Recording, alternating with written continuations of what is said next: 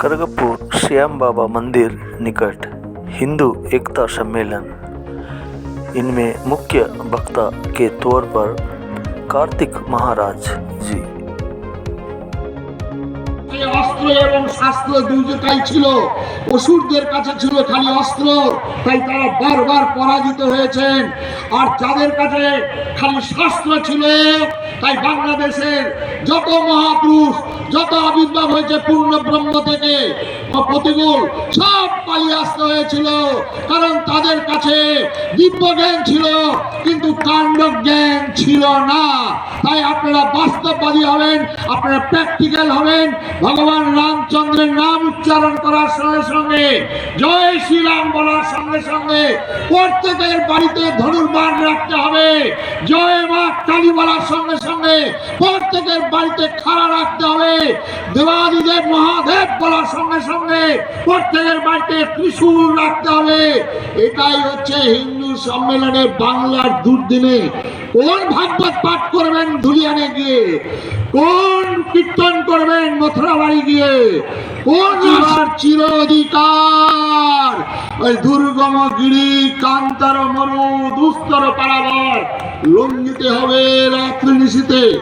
হিন্দুরা না কি বলবো, যাত্রীরা না না, অঙ্গ জেগেছে, কলিঙ্গ জেগেছে, এবারে বঙ্গ। বাঙালি হিন্দুরা হুঁশিয়ার। 14 বছর ভগবান রামচন্দ্র বনে বনে ঘুরেছেন, অনেক লড়াই, অনেক যুদ্ধ, অনেক ক্ষতি হয়েছে। 14 বছরের পরিসমাপ্তি রাবণ বধের মধ্য দিয়ে। আজকে বাংলার হিন্দুদের 14 বছর বনবাসের পরিসমাপ্তি আগামী দিনে। তাই আপনারা হিন্দু সম্মেলনে এসে প্রতিজ্ঞা গ্রহণ করুন। হিন্দুর দাবি, হিন্দুর মান, হিন্দুর অধিকার এক তিল ছাড়িব না। আর সংকল্প আমার আরেকবার হিন্দু সম্মেলনে মা ভাই বোন সমস্ত, আসুন তৃণমূল, আসুন বিজেপি, আসুন কংগ্রেস, আসুন সিপিএম, আসুন রামকৃষ্ণ মিশন, আসুন ভারত সেবাশ্রম সংঘ, আসুন বৈষ্ণব, আসুন শাক্ত, আসুন শৈব, আসুন ব্রাহ্মণ, আসুন ক্ষত্রিয়, আসুন বৈশ্য, আসুন শূদ্র, আসুন শিক্ষিত অশিক্ষিত ধনী নির্ধন, সবাই সবাই আসুন। সর্বপ্রথম আমার ভারতবর্ষ, ভারতবর্ষ না থাকলে তুমি থাকতে পারবে না। তাই সবার কাছে নিবেদন, আরেকবার প্রদীপ্ত হুতাসনের মতো দাও দাও করে প্রমাণ করে দাও আমরা বাঙালি, আমরা এখনো মরিনি, এখনো মরিনি, এখনো মরিনি। জানতে পারতাম না। আজকে মিডিয়া বন্ধুরা, আপনারা বর্তমান বাংলার দুর্দিনে আপনারা বিবেকানন্দ বলছেন সত্যের জন্য সব কিছু ত্যাগ করা যায়, সব কিছুর জন্য সত্যকে ত্যাগ করা যায় না। সত্যকে ধরে থাকুন, তাহলে আপনাদের কাছে আমরা থাকবো। মিডিয়া বন্ধুরা, গণতন্ত্রের চতুর্থ স্তম্ভ মিডিয়া।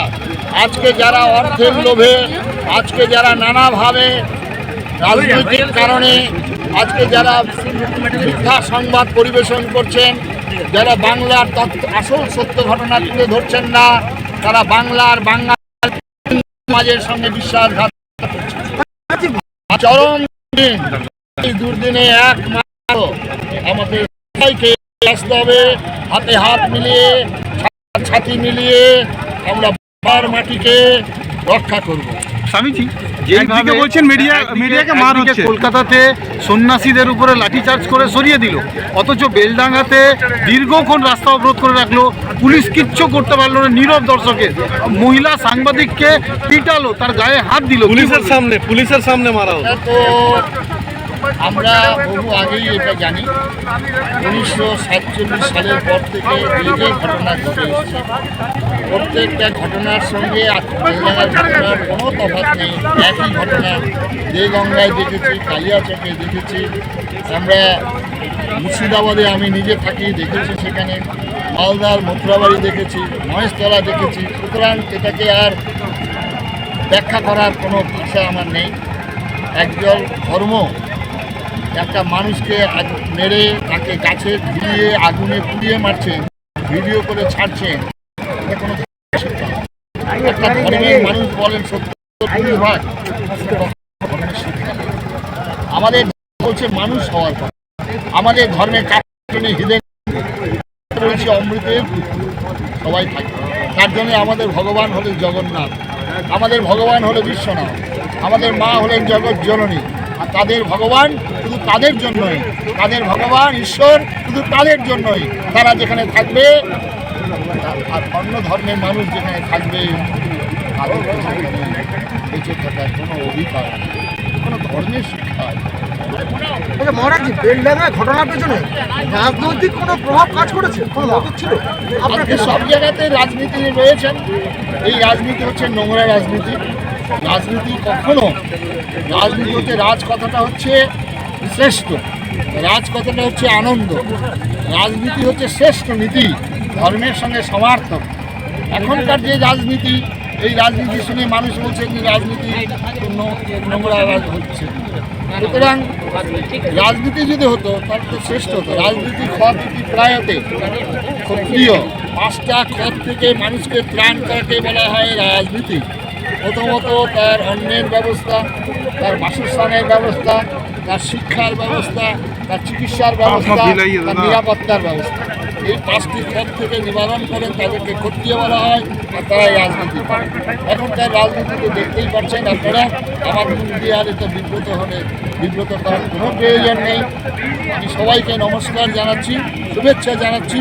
দুর্দিনে সবাই একতাবদ্ধ হন, সমস্ত রকম ভেদাভেদ ভুলে যান। রাজনীতির লোকেরাও আপনারা আগে প্রথম আমার আজকে বাংলার যে বাঙালি ইতিহাসে কোনো বাঙালি কোনোদিন মাথা নত করেনি। বাঙালি স্বাধীনতার আন্দোলনে, শিল্পে, সাহিত্যে, সংস্কৃতে, ধর্মে, সমস্ত দিক থেকে সবার উচ্চ আসন ছিল বাঙালি। আজকে আমি মধ্যপ্রদেশ গিয়েছিলাম, ঝাড়খণ্ডে গিয়েছিলাম, বাঙালি বলে পরিচয় মাথা